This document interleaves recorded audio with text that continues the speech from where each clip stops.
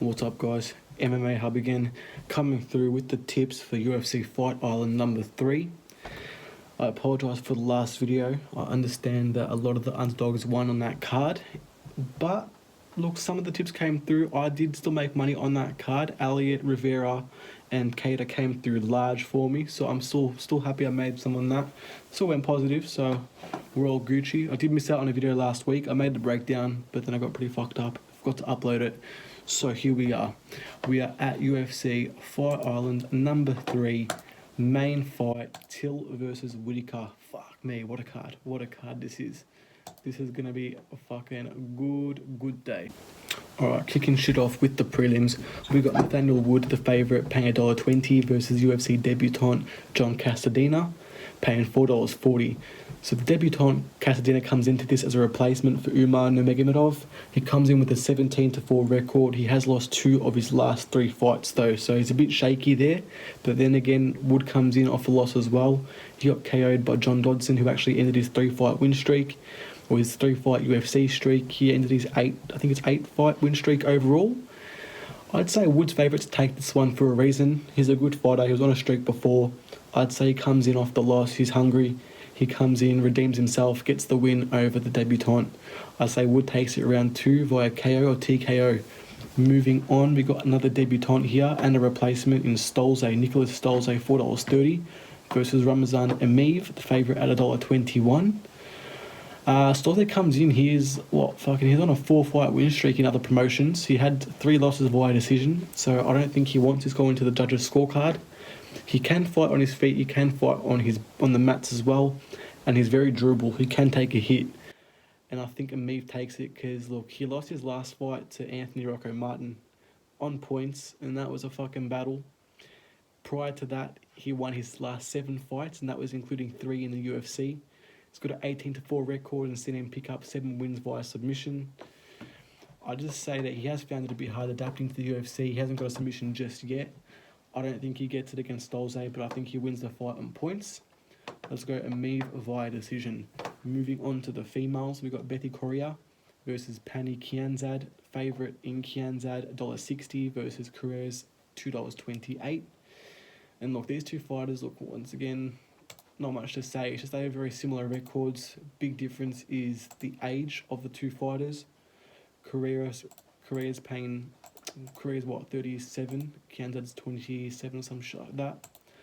I just think that in this fight the big difference will be the age, but with age comes experience. And when you look at the roster and the fights of the two fighters, I'd say you have to favour the underdog there, Correa.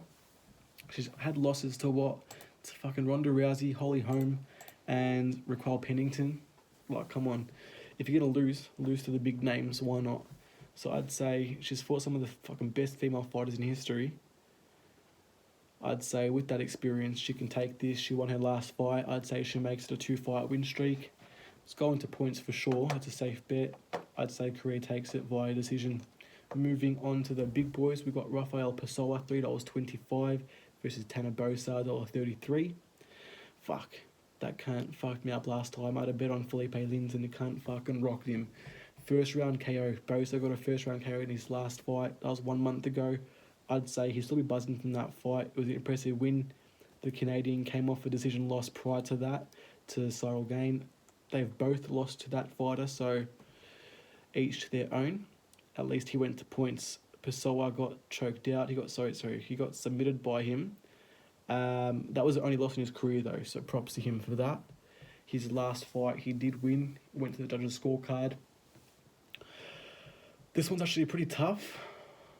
I'd say the best value in this fight is to bet against them going to points, bet against them going the full 3 rounds. Someone's getting knocked the fuck out. You can get nice value on Pessoa at $3.25. He's good at fucking first round KOs as well. They're going to come out with some hammers. Just because I don't want to fucking bet against Bosa again. I'm going with Bosa for the KO, but like I said, safe bet. Just bet that it doesn't go to decision. Should be right for that one. Moving on, we've got another fucking close fight. I don't know, the matchmakers in this card have done a very, very fucking close card. Sorry about that. Fucking copped a call on my phone while I'm recording, so I can got interrupted there, but we're back. Moving on, we got Mike Grundy versus Mobster Evelyev. well, fuck me, because this is a close fight. Evelyev paying $1.46 to Mike Grundy's $2.65. To be honest, I think it should be like $1.90 each. Evelyev comes in with a perfect record, 12-0 versus Grundy's 12-1. Look, I'd say safe bet for this fight is that it goes the distance. Could be a submission from either fighter. I'm gonna go with the favourite though, just because I've got a method. And when it's a close fight and you see a fighter that their last name ends in fucking EV or OV, and they're fucking Russian or from that region, just go with that person. Just bet on the Russian. Or the Dagestani, whatever. Just bet on them, because they're fucking animals. I don't know what the fuck they feed them there, but they're just fucking weapons. So for that fight, I'm not going to dwell on it. It's going to be a fucking close fight. Could be fight of the night, potentially. Go the distance. Could be a submission. Who the fuck knows? Just bet on the Russian. Evelyev, favourite, $1.46. Moving on. We've got Jake Fatboy Collier, $3.30 versus Tom Aspinall, $1.32. I'm just going to say, if you watch the weigh-ins, if you watch the fucking face-offs, the size difference, man. And Collier, he's just been out of it for too long. He looked too small next to Tom Aspinall. He's going to come in, get the KO on his UFC debut. I'm taking Aspinall all day for the KO. Safe bet there. Moving on, we got Jesse Ronson, $3.12 versus the favourite, Nicholas Dalby. Straight up, Ronson's trash. He actually got a record of what, 21 wins, 10 losses, man. 10 losses, and he's still fucking fighting. He wasn't the first choice for this fight. Dalby surely comes in, cleans up, takes the win. I'd say doesn't go the full 3 rounds. Dalby's taking this via submission or TKO. Moving on to the final fight of the prelims, which I don't know why it is, but fuck it, it is what it is.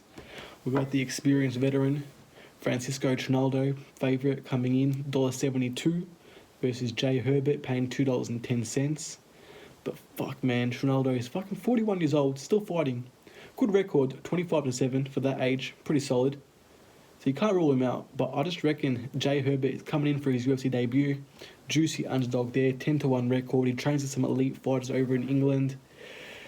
And he also holds a very, very nice height and reach advantage over Trinaldo, who actually lost his decision in his last, I think, 2 fights ago, to Alex Hernandez. And I reckon Jay Herbert's a better fighter than Hernandez, so I'd say he takes his fight by points as well. Goes decision, goes to judge's scorecard. He takes this. Let's go underdog Jay Herbert. Now to sum up the prelims, I'm going with Wood, Emeev, Correa. Let's go with Bosa to the distance, Aspinall, Dalby and Herbert. Out of the prelims, if you want my tip to double your cash, look, once again, I reiterate, this is not financial advice. If you lose your money, don't blame me, blame yourself. But what I'm going to do, I play it safe, double the cash. Let's go with a Wood, Aspinall, Dalby. That's paying $2.07. Chuck a couple hundred on that, you're laughing. Moving on. Let's go. Main card. Alright, here we go. Kicking off the main card, we've got Khamzat Chimaev coming in solid favourite, $1.06 versus Reece McKee, $8.50. Straight up, the odds themselves say the story. Chimaev's taking this, ragdolls the cunt, fucking destroys him ground and pound. Wouldn't be surprised if he, does a bit of stand-up just to put on a bit of a show. He does train with Gustafsson back in Sweden, so I wouldn't be surprised if he has his striking arsenal as well. But either way, play it safe, ragdolls him, Chimaev via submission or TKO. Moving on, we got Alex Oliveira, $1.56 versus Peter Sabota, $2.39. Both of them very, very good fighters. Sabota's been out for fucking 2 years since he got fucking rocked by Leon Edwards there, stopped him from a 3-fight win streak. So look, prior to that, it's not a bad loss to have against Leon Edwards. You can't diss him for that, But since then, Oliveira's been way more active. There comes off a hard-fought split decision against Max Griven. Look, Oliveira's not one to feel the pressure. He lost 3 in a row prior to that. He lost to Gunnar Nelson, Mike Perry, and fucking Nicholas Dalby, who's also on this card. So look, you can't fucking rule out Sabota here as the underdog, and you can't just straight give it to the favourite. I'd say, look, it's going to be a fucking tough fight, but I just feel like, man, 2 years out against an active fighter, it's a long time. It's going to be a fucking test for Oliveira, but I think he comes through with the win, gets it on the judges' scorecard, and he takes it home. Welcome back to the UFC Sabota, mate. Moving on, we got Gadzhi Murad Antigulov, underdog at $2.10 versus Paul the Bear Chew Craig, $1.72. The favourite comes into this fight off a draw with the legend Shogun, who's also on this card. No one actually thought he was going to last or go the distance with Shogun, which is actually a big fucking feat in itself. So props to the Bear Chew for that. That just shows that he can go the fucking full distance and, you know, leave it to the judges there. Even though that was a draw, it's still a pretty impressive feat. On the other hand, we got Antigulov, who was on a 14-fight win streak, including 2 submissions in his first 2 UFC fights. But then, I don't know, he's hit the point in his career where after the 14-fight win streak, he's gone ahead and had 2 losses to his name. Both losses were KOs. So it's like, fuck, you get KO'd twice in a row, where's your head at? Are you training properly? What are you doing wrong? Clearly something's happened there, and I just can't bet on someone. I can't bet on someone who has got 2 KOs in his last 2 fights there. Even though I want him to win this, I see the Bear Chew taking this. Craig has the jiu-jitsu advantage. Antigulov has the wrestling advantage. I'd say Antigulov, you can't bet on his chin. He gets rocked, taken to the ground, and then Craig takes it via submission or ground and pound TKO. Let's go submission for that one. Moving on, we've got Esparza, Carla Esparza, underdog. Underdog for her, surprisingly, $2.48 versus Marina Rodriguez, $1.52. Well, I guess that makes sense because, look, Rodriguez, undefeated fighter in the UFC and outside of the UFC as well. She's a very exciting talent. She's got the height and size difference there, advantage in her favour. Look, she has proven herself. She had a draw on her debut against Randa Marcos. Then she got decisions against Jessica Aguilar and Tisha Torres. And then she's coming off another draw as well against Cynthia Calvillo. And look, she actually did look pretty good in that fight. And as the favourite, I mean, you've got to think about it, the size difference. She's good in the clinch, can keep a distance and stuff. But then again, that being said, I feel like Carla Esparza is a different beast in itself. Wrestling fucking beast. She continues to churn out decisions. She did lose to Claudia Gadala and Tatiana Suarez in 2018. She has since come back and got decisions over Verna Janderba, tight calls against Alexa Grasso and Michelle Waterson. I think Esparza takes it. Even though, you know, 6-inch height and reach advantage for Rodriguez. More significant strikes for Rodriguez, but Esparza's got a 3.3 takedown average. Even though Rodriguez does have a 70% takedown defense rate. Fuck, man, it's going to be a close fight. But I'm going to go with Esparza with the decision. I say she takes it. I say she somehow managed to get by, takes her down, keeps her on the ground. If she can hold her, keep her tied up, then she can't do much there. Moving on, we've got the fucking 2 legends, the big boys. They're going for the hat-trick, round 3. Antonio Rigeria Nogueira versus Mauricio Shogun Rua. $1.55 favourite, which makes sense. I mean, he's won the last 2 out of their fights. Fuck, man, who the fuck hasn't Shogun fought? He's literally fought every cunt in the UFC. Pretty much, they've been around for that long. He did get finished by Anthony Smith, but he knocked out Jean Vellante, bounced back with a knockout over Tyson Pedro as well. But he's coming off the draw with Paul Craig. So, I mean, what does that mean about his career? What I think it means is that he still takes Nogueira for the 3rd, gets the hat-trick, seals the deal. Nogueira, he went 11-2 after his first loss to Shogun. He's fucking bet a lot of legends as well. He's bet who fucking... Dan Henderson. He's bet over him twice as well. That was back in the Pride days. Now he's 23-9. He's got his 2nd loss to Shogun, of course. Since then, he's been involved in 4 knockouts, 2 for him, 2 against him. So I don't know, man. The cunt's fucking 44 years old. I'd say it has to be his last fight, and I just don't see any way he wins this unless fucking he lands one very sweetly on Shogun's chin. But even then, I just don't see that happening. I'd say Shogun takes it for the 3rd, knocks him the fuck out. KO TKO for Shogun. Moving on to Alright, here we go. We got Alexander Gustafsson, $1.26 favourite, coming in to fight Fabricio Verdum, $3.75. Fuck, man, this should be a very good fight. I'm glad Gustafsson's back, coming out of retirement.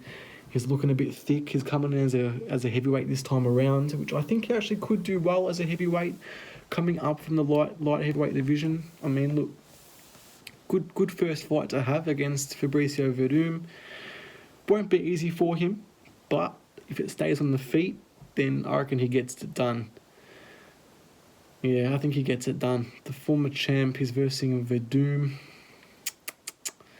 He got knocked the fuck out by Volkov, and then he served a drug ban, came back and then lost by decision to Oleinik. Yeah, look, I don't think Verdum gets this fight.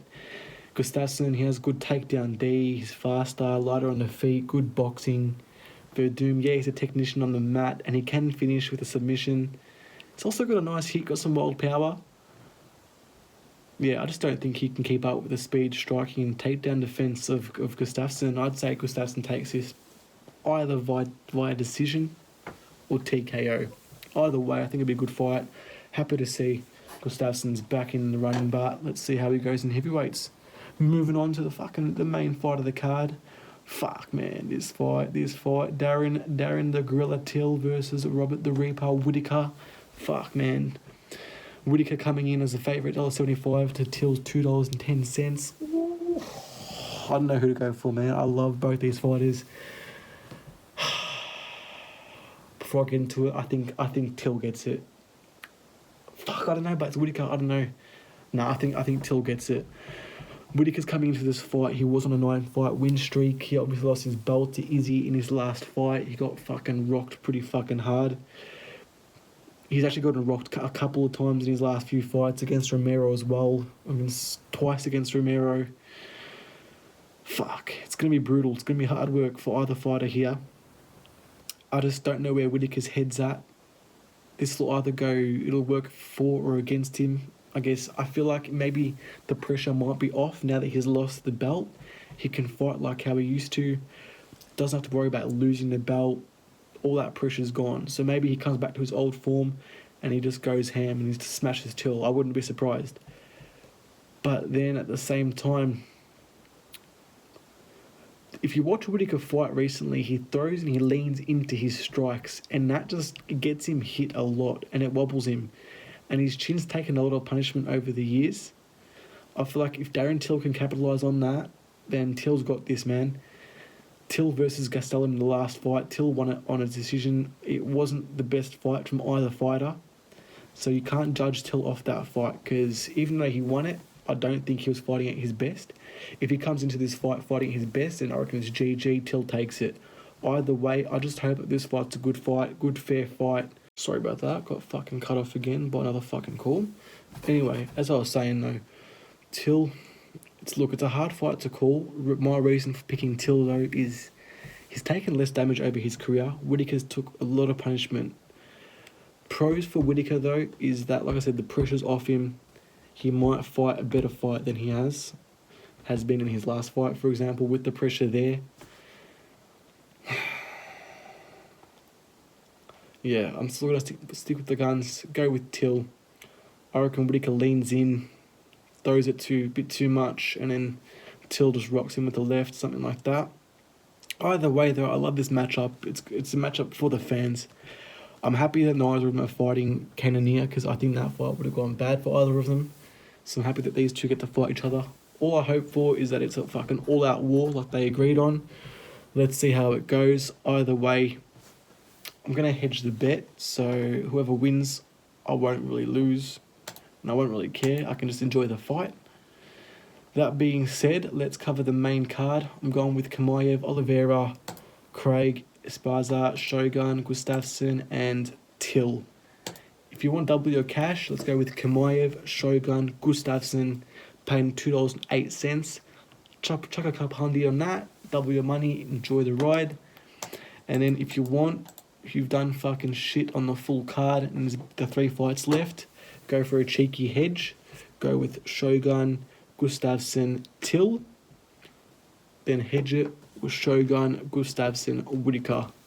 Either way, whether Till or Whittaker lose, doesn't matter, because if the first two win, then you're laughing and you can enjoy that last fight and make a bit of money to make some of the money that you lost back. So see how you go. Once again, not financial advice, just my tips, my predictions.